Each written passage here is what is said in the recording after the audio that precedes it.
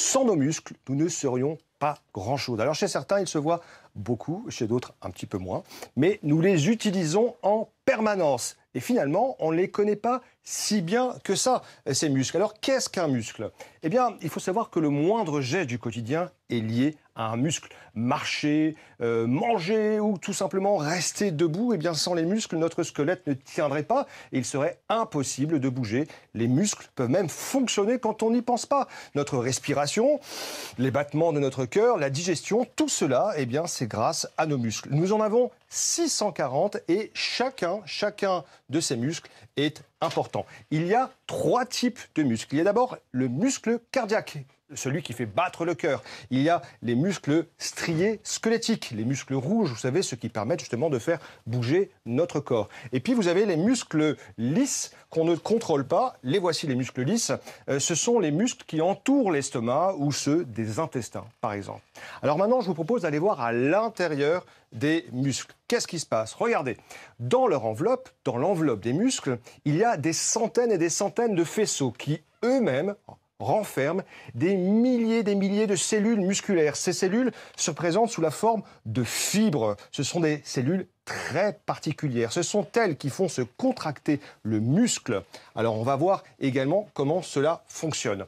Tout commence par une information envoyée par le cerveau qui ordonne à un muscle de faire un mouvement. Cette information, elle est transportée par une impulsion, un message électrique qui court le long des nerfs jusqu'au muscle. Et lorsque cette impulsion électrique arrive aux fibres, regardez ce qui se passe à l'échelle cellulaire.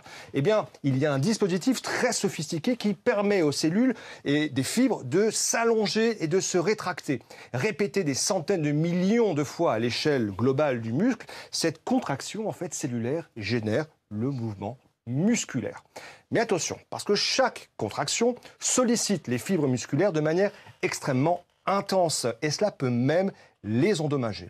Donc, heureusement, notre corps fabrique des protéines, certaines protéines, qui vont les protéger. Et notamment la dystrophine.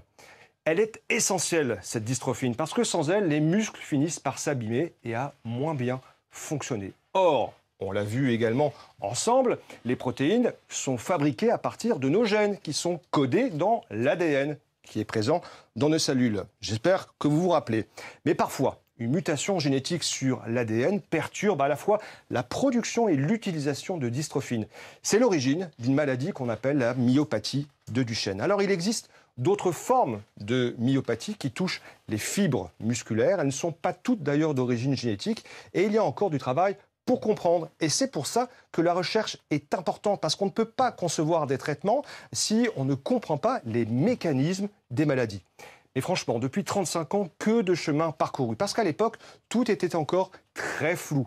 Et donc, des parents d'enfants malades ont créé une association. L'Association française des myopathies, l'AFM. Le début d'une grande aventure qui a permis de nombreuses découvertes et aboutissant à des traitements contre les myopathies, mais pas seulement.